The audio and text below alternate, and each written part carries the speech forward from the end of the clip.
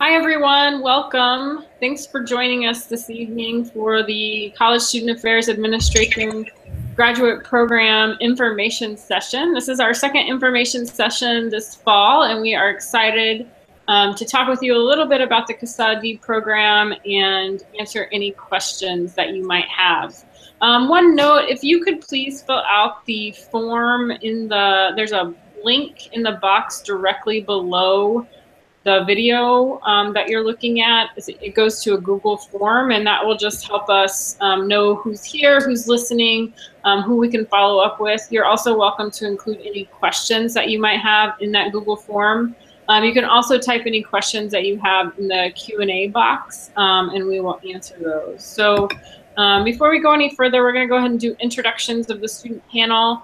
Then I will go over a brief program overview, and then we will move into discussion, providing you the opportunity to ask the panelists any questions that you'd like to ask them. So my name is Chris Linder, and I use she, her pronouns. I'm an associate professor in the Department of Counseling and Human Development, and the program coordinator for the CSAA-D PhD, or the CSAA PhD program.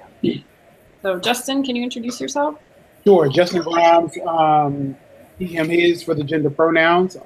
Fourth year doctoral candidate. Currently, all the dissertation status. I am working away at my dissertation right now. Katie? Hi, I'm Katie Burr. I am a first year doctoral student, full-time student. So this is my first semester. And I use she, her pronouns. I'm also a graduate assistant with the Emory Integrity Project, so working on the assessment team with a few of the faculty here at UGA. Raphael? Can you hear me? Yes. Yes, perfect. I'm Raphael Coleman. I am a fourth year PhD candidate working on my dissertation in perspectives in the top program, and I currently work at Emory University in the Office of Health. Thank you. So I'm going to go ahead and share my screen with you all. Actually, first of all, I'm going to try and add closure one more time.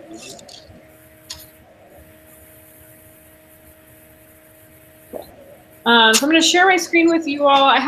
We have a brief presentation to share with you that goes over some of the high points of the CSAA-D program. And then, like I said, we'll open it up for questions, but I will first share this screen so that you can see PowerPoint.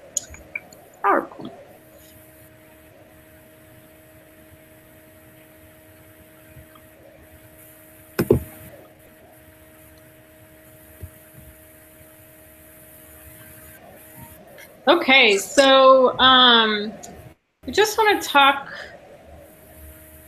briefly about some of the pieces that we feel like might be helpful for you to know related to the program. A little bit about the history of our program. As with most graduate programs, especially graduate programs in student affairs and higher education, we're one of the oldest programs in the country, but this field is relatively new. So the program at at UGA was started in 1967 by Dr. Ted Miller. It started out originally as a concentration in the counseling and student personnel services. That was the concentration, and it was in a general education PhD program. The PhD, the ME, we have three programs in the related to CSAA. We have the PhD program, which is the one we were talking about tonight. We have the Masters of Education in CSAA, which is one that has also been around for a very, very long time, and lots of people are familiar with it, especially folks in the Southeast. And then 4 years ago, we started an EDD program, which is an online hybrid program for full-time working professionals throughout the state of Georgia and in the Southeast. We have approximately 40 to 50 PhD students every year. About half of those students are full-time, and about half of those students are part-time, meaning that they work full-time, usually somewhere in the University of Georgia system or at an institution somewhere in the region. The programs are all housed in the Department of Counseling and Human Development, which is in the College of Education. We have 7 full-time faculty dedicated to the CSAA programs. All 7 of us teach in each of the programs. There are 6 tenure-track faculty members and 1 clinical faculty member. And the clinical faculty member coordinates the EDU program. And like I said before, the program is designed to support both full-time and part-time students, depending on their needs. Here is information about the current faculty in the program. You can see here, you've probably done a little bit of digging on our website to be somewhat familiar with the faculty in the program. So this is just a slide that highlights our research interests. Something else that's relatively unique to UGA is that all of the faculty here have professional full-time work experience in student affairs, ranging anywhere from 7, 8 years as a full-time administrator all the way up to being an administrator for quite a while and serving as senior student affairs officers before becoming faculty. In terms of the program, we have several different dimensions that students complete during their time here, and the first one of those dimensions is the coursework. So we do have 30 credit hours that are specific to student affairs. For those of you looking at a variety of different programs, you'll notice that that's a very high number. Our program is particularly prescriptive when it comes to taking coursework, so that's just something to note. I pointed out students don't catch it until they get here, and some students actually don't like that. Some students love it. Other students find it frustrating not to have more flexibility in the curriculum, so I just want to be explicit about it so that it's not a frustration later, and so that you're making a decision that's a good fit for you. Consistent with lots of other programs out there, we do have 15 credit hours, which is 5 courses of required coursework related to research. Those classes are both qualitative and quantitative in nature. And then you take 6 classes that are specific to your concentration area. So you can pick those. Those can be extra research classes. They can be something more directly related to your cognate area, something you're interested in. And then, of course, we have a lot of opportunity for you to engage in research while you're here, which we'll talk about a little bit more in detail later. But know that you do get academic credit. Another piece of the coursework is that every doctoral student does at least 1 teaching assistantship while they're here, teaching internship with a full-time faculty member that they co-teach a master's level class. And then if a person doesn't have at least 5 years of professional work experience prior to becoming a doc student, they would also need to complete an administrative internship.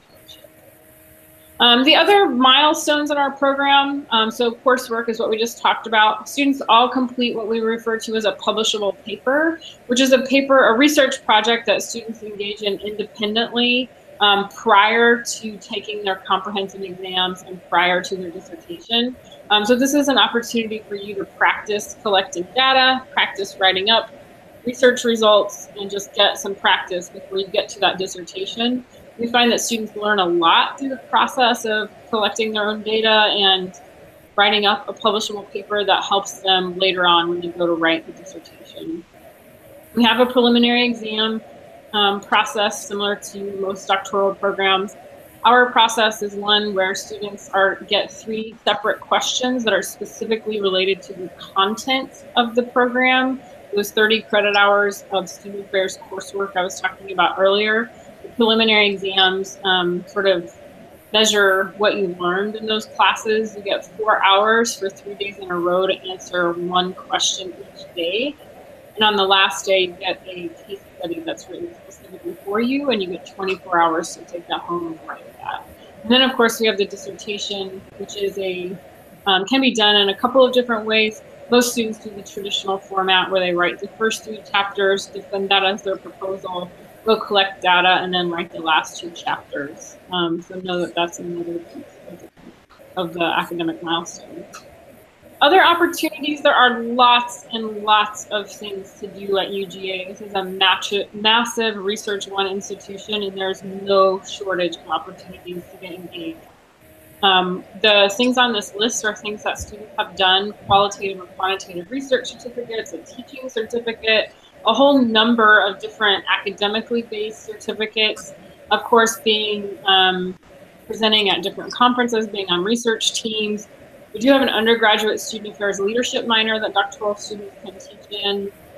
And then we've started to have several students actually participate in a study abroad program. There are lots more opportunities that I don't even know about that I'm sure that students can teach us about, because UGA, like I said, is such a big institution. Every student is assigned a mentor, or sorry, an advisor when they get into the program. Most of the time, that advisor is assigned based on what the student writes about in their personal statement when they apply to the program. Sometimes there are other factors that play into that, like faculty members advising loads and things like that. But generally, we try and make a good fit between what the student says they're interested in, and if a faculty member has a common interest or experience in that area, we'll try and match them up. Some students stay with that assigned advisor throughout their entire program. Other people switch advisors throughout the program. Sometimes they find that they have a shift in their research interests and they want to work with a different faculty member. Sometimes they just gel better with a different faculty member. And so that's something that can happen while people are in the program. We also have a strong commitment to what we refer to as a community of practice. This is where we intentionally create community among, or try to create opportunities for people to create community among the students in the program across years, rather than being focused very specifically on a cohort year. Because we have students in the program part-time and full-time, you certainly start taking classes together, but we also get mixed up with different groups pretty quickly after students get to the program. We do have a bi-weekly meeting of all of the students in the doctoral program. It's called 8990. That's also where we do our research teams. So every student is a member of a faculty member's research team during the time that they're in the program. And then on the off weeks, we meet together as a large community and just do different kinds of professional development related to student affairs scholarship in that class called 8990. So we do get to see each other a couple of times a month in a large group. Lots of folks have questions about the funding for the program. The funding is completely separate from admission. I know there are some programs out there that when they offer admission, they also offer a financial package of some sort. Here at UGA, our process is very decentralized, and so certainly we work with students to let them know about assistantship opportunities that are coming up, but we don't actually facilitate the process of placing students in assistantships. We just support you in identifying those assistantships and trying to cultivate relationships with people across campus who might have assistantship availability so that we can encourage our students to be a part of those programs. There are also doctoral internships in some departments. Sometimes there are fellowships available. There are certain stipulations related to which ones UGA will support, related to what kinds of things that UGA has to do to get those fellowships. So be mindful of that. If you are interested in applying for fellowships external to UGA, it's a good idea to double check before you apply for those to make sure it's one that UGA can support. Many of our part-time students are on TAP, or institutional support. TAP stands for tuition, I don't know what it stands for. It's tuition something program. It's the University System of Georgia tuition remission program for full-time employees, and then some institutions actually provide private support for students to do their PhDs. So that's the conclusion of our formal program. At this point, we want to open it up to any questions that you might have. So I'm not sure if Quasia was able to join us or not, but she was going to be Yay, she's here. Hi. Can you see the questions? Yes. Yes. Awesome. So we're going to start with a question, just a general question for each of the panelists. And then we'll move into any questions that you might have that you've submitted either through the Google form or in the chat box on YouTube. So we'll just start with the big question for the panel to start with is, what do you wish you would have known when you were in the process of applying for PhD programs? And anybody can start. And maybe when you're not talking, if you can put your microphone on mute. We're not having too bad of trouble with feedback, but just in case. Katie, you didn't mute yours. Does that mean you're going first? I guess so. Okay. Well, so the application process is pretty fresh in my mind. It was, gosh, just about a year ago. So I think one of the things I wish I'd known was to really get comfortable talking about myself.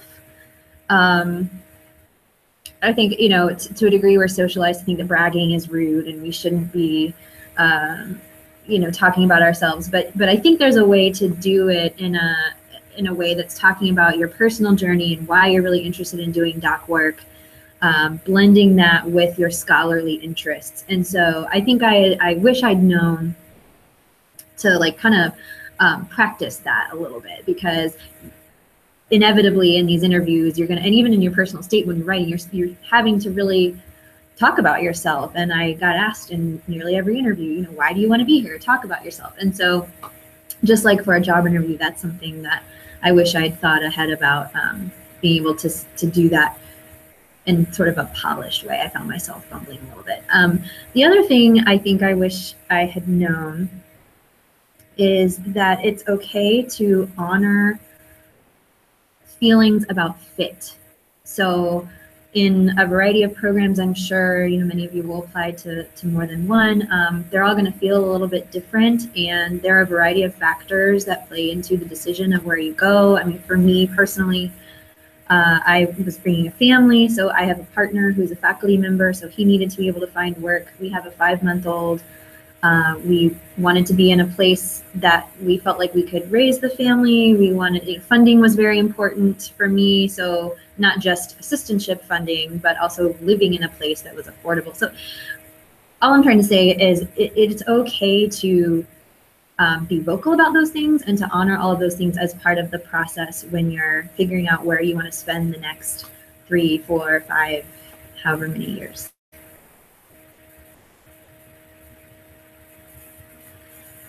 So Raphael again, I would definitely add to a bit of what Katie said about that personal piece in your application process of writing your personal statement. Beyond bragging about oneself, for me, what was challenging was being vulnerable, because I tend to distance myself from my work and why I work, but when at the end of the day, especially now that I'm in this phase, I'm realizing how connected it is I am to it, and I think it's okay to be able to be vulnerable and share those stories and how your life can intersect with the research that you do at the beginning, because I hear it often from faculty in the program that research is research at times. So it definitely helps to kind of come in with that context. And then the piece around fit, I come from a public health background. So one of the things that I'm used to is having to feel like I have to have research interests that are connected to the faculty members specifically. But one of the things I appreciated in applying to this program was, while the faculty members had their own research interests, they were very interested in what I would be bringing to the table in terms of my own scholarship. So I think that is a big conversation around fit for me, is like coming out of that mindset of like, I have to find this professor that I have to work with and do work in a similar way, but finding out that there is support for my own creativity and my own scholarship in the process. All right, I can go. So thinking back, wow, Coleman, that was such a while ago, right? Time has passed. Right. But okay, so one of the things I think about, and this is partially because I work in the graduate school for my graduate assistantship, is going to graduate recruitment events. And so there are events that are on, whether it's UGA or whatever institution you go to, but hopefully UGA. There are events in the fall that allow you to come to the institution, work on your personal statement, get feedback on that, get feedback on your resume, as well as meet with faculty members here in this department or whatever department you so choose. And I wish I would have attended one of those. I wish I would have looked up the information. I didn't even look up the information to see what recruitment events were available. And oftentimes these are at a highly discounted rate, if not free events, or maybe you pay for your own transportation. So I really wish I would have took advantage of that. I wish I would have taken advantage of continually to think about what do I want to research and be okay with the fact that that may change. I remember coming in, I intentionally was going to stay away from researching Black students and was just like, I don't want to do it. Read enough about it. I'm good with that. And then next thing you know, later on, things change. And so I think that's to do a lot of times the social identities you have and the things that you're passionate about are those things that are closely tied to your own passions and your own social identities. And so for that reason, think about that. Think about that process. And it's already been mentioned about fit. And so fit is both within the program as well as within the Athens area, within the college. What does community look like for you? That may be, you may find certain community within the program and outside of the program. And so trying to be as clear as possible about what are your needs. And I know that those things can change as a result of getting in the program, and you'll learn more about your needs once you start a PhD program. But being clear and honest with that, and trying to see how much of that you can get checked off your list, knowing that not everything will be able to be checked off. Thank you, everyone. Quasia, is there a question for us? Yes. So typically, how many students do you accept per term? We strive for somewhere between 8 and 10. It just depends on the year, though. A couple of, like, not this past year, but the year before, we had 11 students in the cohort or in the new group, and that was a little bit too big, but we always offer to more people than we think will come because we want to make sure we have a full cohort, and that year everybody came. So we ended up with a big group, but we shoot for between 8 and 10 people. And so what are some of the basic skills that you look for in potential PhD candidates? In terms of, I'm not sure about skills because we're not really, there's no good way for us to assess people's skills prior to coming into the program. But the exception to that might be that the person is a thoughtful writer, knowing that part of getting a PhD is learning how to be a good academic writer and learning some intricacies of APA and learning about how to write in a succinct academic voice. But other parts of the writing process, we do hope that people have before they get here. So being able to make a clear argument, making sure the writing is clear, those kinds of things. Certainly that will develop while you're here, but we do like to see a good baseline of that. The other thing I would say is an openness to learning balanced with some idea of what you'd like to do. So I like to refer to them as research curiosities. So they're not research interests or a research agenda yet, but they're things you've seen in practice and you think, I'd like to learn more about that, or I wonder what would happen if we did X, or something that just sort of piques your interest. It's really important to have as you're applying. And then, like Raphael referred to this earlier, but just being able to be authentic and vulnerable in the process is really, really important. Not trying to answer questions by talking about, Katie talked about this too, but talking about who you really are rather than who you think we want you to be, because the last thing that we need are people coming into the program and not being a good fit with the program. It's not good for you, it's not good for your peers, it's not good for the faculty. So we work really hard to make sure that people are thinking about what they can contribute. Raphael, Katie, Justin, I don't know if you have anything to add, things that you've seen maybe that make things from your own experience that you feel like have really helped you as a doc student, or things you've seen in your peers that you think have been really helpful as in a doctoral program.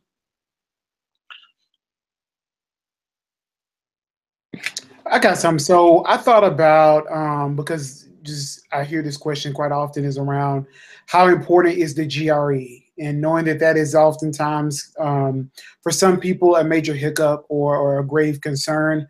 If I don't reach a 300 or above, will I get in? Will I not? What if I don't have a writing sample that's within the last 5 to 10 years because I've been out of school that long? Or maybe around what if I am not sure what I want to research, or do I have to have a specific research agenda? And maybe I looked at the faculty interest and none of what I want to research is aligned with that. And so I tell people to just try. I just really honestly feel like you have absolutely nothing to lose. And remember that there is no one particular thing that will get you into a graduate program, and I don't think there's necessarily things that will get you out of a graduate program or exclude you, except if you just don't take a test. There's necessarily a minimum required for the graduate school. And so I think it's important to seek feedback. And if you're going to be successful in this PhD program at any, you have to get ready to be prepared to receive critical feedback. And that's constructive, not critical like in a negative sense, but feedback that will help you continue to grow. And so if that is something that you're trying to steer away from, I will say that this process, you'll begin to really be critical of your own self, as well as receive that from your peers, receive that from the faculty. But it's not about to strip at your identity or strip away at your intellect, but it's really to help you grow and really just kind of cultivate and shape you to mold into this academic writer if that's not one of your strong suits or prior experience that you have. And if it is, it's just to help improve that. So being prepared to be vulnerable, be prepared to receive feedback. And so reach out to people now before you think about starting and getting that and working that sample or that master thesis you haven't touched in a while, or maybe there's another paper you've worked on, and getting some feedback. No one's to say that you can't brush that up, and that's the thing that you submit. I mean, it's a writing sample, so you're submitting a representation of you, but it may not be the complete picture of you, but it's something. And I'll add one more thing. I think it's also important to kind of be confident in what you bring to the table, because I think when I started, everyone came from a very different background academically and professionally. So when it comes to skills, we all came with very different skills. So it's like we have public health, we have business, we have political science. So all of these different voices came together for what I perceive to be a very interdisciplinary group, a community of practice and scholars. So being able to reflect on what it is that you bring academically from your previous background and bring it into the space, because that will help you. You don't have to feel like you're stopping what you studied and coming to start this PhD program in a completely different field, because all of it is coming in because those are skills that you went to school for a reason. You're passionate about it for a reason. So all of that is, I think, is important to note and make sure you lean on that too.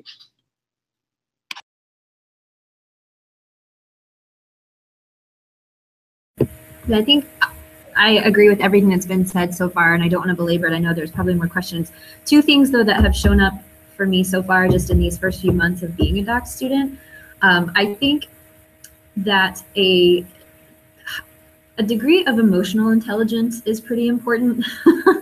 And what I mean by that is this is it's a different world being a doc student. And I'll own that I went from being a full-time professional, a full-time director of a department, to being a full-time student. So for me, that was quite a transition, moved states, and really just turned my life kind of on its side. And because of that, reflecting on the past few months, I realized that really owning what I'm feeling, understanding what I'm feeling and why I'm feeling it, has been very important for me being able to seek help and look for resources. And relatedly, I think a skill or a non-cognitive skill is resilience. And that's something we talk about as being important in undergraduate students, master's students, but particularly as a doctoral student, you've got to have a hunger for this work that supersedes the sort of hurt you might feel from feedback. Like you're going to get feedback. The faculty's job is to make you better, is to make you a really critical thinker and a sophisticated scholar. And so having the resilience to bounce back when your work is critiqued is something that's really important.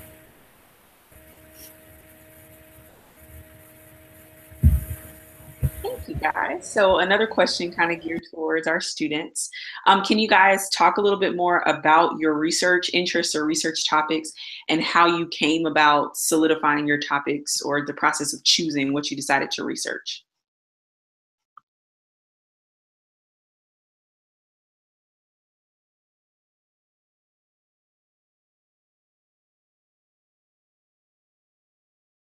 All right, well, I can start this off. So my research interest for my postdoctoral paper, I looked at what coping strategies that Black doctoral students use when they have experienced racism. Trying to think about that, thinking back to the climate and what was happening around that time, there's always been, over the last few years, a lot of violence that's taking place with police brutality, as well as the stuff that happened in Charleston. And we can go through a list of all these different violent acts that have happened that have an impact. And one of the things I realized for me, especially being in this program, is that oftentimes the higher education can be a microcosm of society. So some of the issues that are happening in society can also be happening, maybe not the same type of violence, but things can happen. And so I just was curious to know how are Black students coping with racism? What I learned from that is that not everyone had experienced it in the ways that I had thought, and not everyone had came from the same definition. And so that's one thing. So for my dissertation right now, I'm looking at what factors influence Black males to pursue a PhD in education. What happened from that is, so I got down to one of my last classes to take, so another elective to take, and I decided to take a class from an ed psych professor here in the College of Ed. And so it was a class on motivation. And so one of the things we had to do was write a paper about something motivation related. It could be intrinsic motivation, academic motivation, whatever it was. And so I was just curious to know, like, why are Black men interested in pursuing PhDs? And so started to do some research, and it kind of started out, my interests were more around selection. And so why were Black students who went to HBCUs wanting to pursue PhDs at historically white institutions? And so started going down that route, and just realized and just further developing it, that I really wanted to focus more on Black men. And so that's what kind of led to that. So it was definitely from taking a class that led to that. And outside of that, some of my interests that I'm still teetering on and still need to go back to some research I had did around mentorship in student affairs. And so I had did some work with some peers from some other institutions, and we looked at what were the mentoring relationships between new professionals and SSAOs, as well as mid-level. And so we did some surveys that we had sent out to get some information about that, and we're about to pick that information back up here shortly.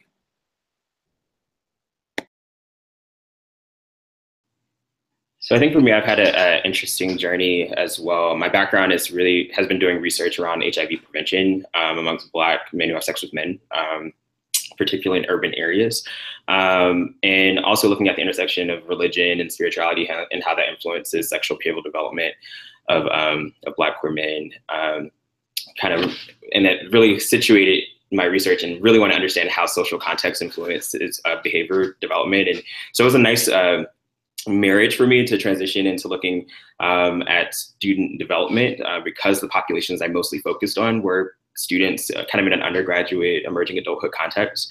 So I think when I started the program, I really was very open to wanting to figure out how different frameworks could influence my perception of the experiences of the population that I'm most interested in, that's Black queer men in predominantly white institutions. And so for my postdoctoral paper, I branched out from talking about Black queer men in general, just talked about Black men, and looked at their engagement experiences, and really tried to provide another framework or a critical lens or critical perspective of how Black men understood engagement in the context of their institution. And then after that, I found myself really wanting to talk more about Black, gay, bisexual, and same-gender loving men in predominantly white institutions. And now I'm focusing on resiliency and how Black queer men experience resiliency in predominantly white institutions, and how they access different resources of resiliency in that context. And a lot of it has a lot to do with my professional work in health promotion, because I think as a health promotion professional, a lot of my role is to really build capacity for resilience among students, and really thinking about the skills that I use to affect change on campus, to create a healthy campus culture. Those are skills that I try to translate and try to build capacity among students to be resilient and affect the environment that they're in as well. So a lot of my goals in my dissertation research is to really look at how do these men, despite having navigating multiple subordinate identities, how are they resilient anyway, and how does the environment either facilitate or inhibit that, and what can we do as administrators to kind of capitalize and leverage those resiliency strategies amongst that population. Wow. So I, again, am in my first semester, and my research interests are still like way up here. And that sounds, I will get there. Wow, that's great, really impressive. No, so I was a sociology major in undergrad and took a lot of soc classes and anthropology classes. And so that's kind of what started my research interest. And then I spent my professional practice in first year experience in orientation. So those two things sort of married and made me really think a lot about sense of belonging and welcoming new students, and what are some of the things that we do in kind of an anthropological context that have meaning for students on a college campus. So rituals, rites of passage, things that are either formal ceremonies or some of the very informal things that take place among students who are in cohorts or units of affiliation. So that's really broadly kind of what I'm interested in, that intersection of anthropology and sociology and student affairs. I've just started working on my publishable paper, and I'm looking specifically at how first-year students experience new student convocation ceremonies. So there's a lot that's been written on campus rituals, and that's a very specific welcome ritual. And so I think it's important to kind of dissect how that's functioning and how students are experiencing it, because it's intended to put forth some pretty formal messaging, right? And so how are students hearing those messages, and are students with various identities hearing those messages in different ways? So that's where I'm at now. Thank you all for sharing. Okay, and we have one. So are there any peer mentoring programs or groups to assist first year students navigate the program and the curriculum? Does one of you want to talk about Powerful Partners, or would you like me to talk about it? We do have a formal program in the program that's called Powerful Partners. I don't know that I would call it a mentoring program necessarily. More so, it's a program that connects current students with new students, so that new students have someone specifically that they could ask questions of, that they can get feedback about things that they're doing, just connect with. So that's certainly a formal program that we have. The other thing I think is unique to UGA, I've worked at a couple of different campuses that have doctoral programs, and I think that we have an especially strong doctoral community across the board. There are certainly pockets of people who, don't come to everything or don't come to anything for that matter, but there are a lot of folks who are really, really engaged in the program and really strive to support each other. I do think the weekly or the bi-weekly 8990 meetings contribute to that in some ways, because it's sort of that when we see each other, we don't forget about each other kind of thing. But I also think there's some intentionality on the part of students in the program. One of the things that I tell people pretty regularly is that we have more than 50% of the students in our program identify as Black or African American, which is also something that's unique. That's not something that would be true at many higher education programs or student affairs programs across the country. And despite the fact that we're in a historically white institution that still has racist practices, and that we're in a program that has predominantly white women faculty, when I say predominantly, I mean all but two, we still see students of color, specifically Black and African American students, coming together and sort of creating their own communities in spite of the system that we're working in. And so I think that's something else that's unique to UGA, and something that, while I didn't create it and I don't take any credit for it, I am very proud of being a part of a community where that happens. And that was our last question. Yeah. Hello. Hello. Was that Jordan? Hi, Jordan. The star of the show. See, we're a very family. Can we see her? You gonna say hello? Hello. Hi, you're so big. You've grown so much. We are a pretty family-friendly program. There are lots of kiddos, not lots, there are kiddos at a lot of our events. Partners come to things. It's certainly something that's been supported. I know there are a good number of parents in the program right now. I think specifically moms in the program right now. And so I've seen them starting to connect with each other and talk about what that experience is like. So yes, thanks for joining us, Jordan. Can't believe how much she looks like her daddy right now, too. All right. Panelists, any closing comments, thoughts, additional things you've thought of as we've been talking this evening?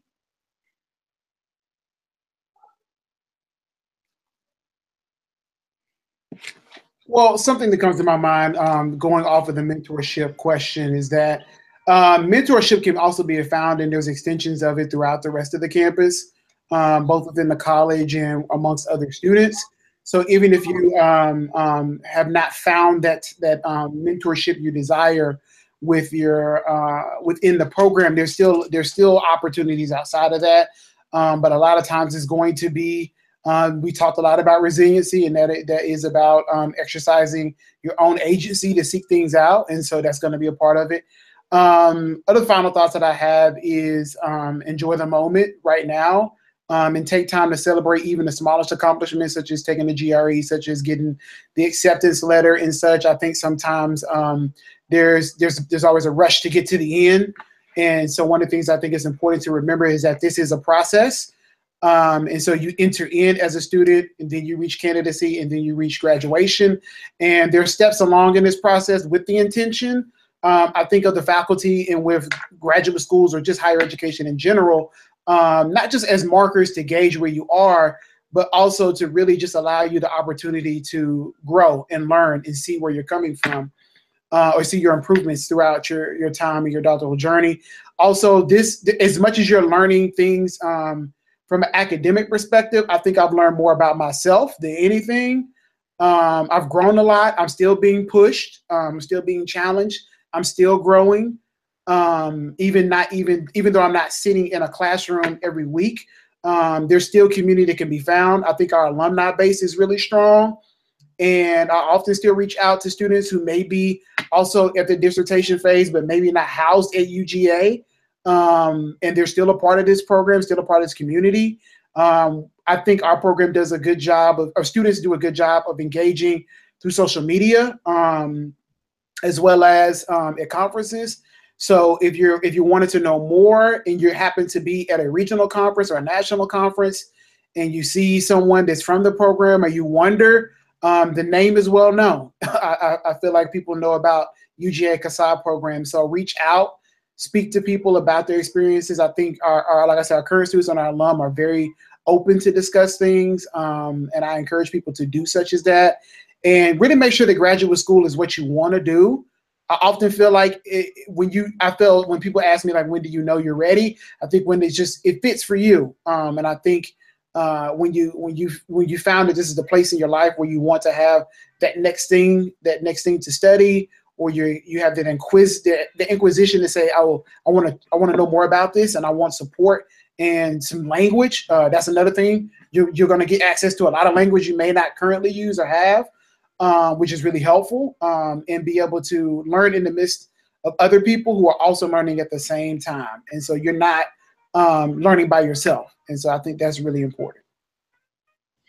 And I want to add one more thing about the process and the journey, kind of coming in as I've been a full-time employee and a part-time student throughout the journey, having different roles, starting as a res life professional when I started the program. But just to say that it is your own independent journey, and I think it is possible. I am in dissertation phase despite all the work that I have to do as a professional,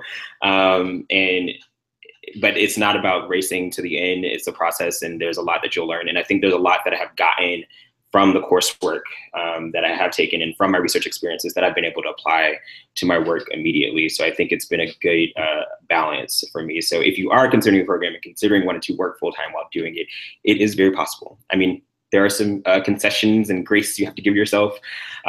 can't be a perfectionist as I am, try to do everything right, but just being able to give yourself grace over the course of time and be flexible with yourself if you are, whether you're doing it full-time or part-time, but especially if you do have a full-time job outside of the program. I echo that. What everyone has said, I think this program is fantastic. I'll just share, in case it's helpful for any of you, why I chose UGA. I think, so I applied to various programs and they each had a different feel. I mentioned earlier this idea of fit and really honor that, what feels right for you. For me, some of the programs felt very, like there was a strong emphasis on scholarship and we happened to study student affairs. And then others felt like we're student affairs people and we happen to also be scholars. For me, UGA was just the perfect integration of those things. I also think that the faculty, of course, well published and renowned in the field, but are also very personable, very approachable, and to Raphael's point, that's what makes this manageable. That's what makes you feel supported and like you can do it. And the community in general was, as I mentioned earlier, just the whole package deal in terms of what we were looking for. So also echo, come and find us at conferences, reach out to us personally. We're always happy to talk about our experiences, and everybody will tell you a little bit of a different story, and I think that's helpful too. Awesome. Thank you all. Thank you, panelists, for your time and your energy and your expertise. Quasia, thank you for all of your work getting all of this put together. I'm always grateful for you, but thank you so much for this. And for those of you watching and listening, please don't hesitate to reach out if you have questions. Of course, you can reach out to any of the students. We do have a CSAA-D ambassadors group that's available. All of their names and contact information are available on our CSAA-D blog. Those are students that have specifically said, I want to represent the program. I'm more than happy to talk to people about my experience in the program, about the application process. So feel free to check that out and contact any of those folks. Of course, Quasia and I are also always available for questions. And the faculty also, any of them that you're interested in potentially working with or learning more about their research, you can reach out to them directly. So thanks for joining us and have an awesome evening.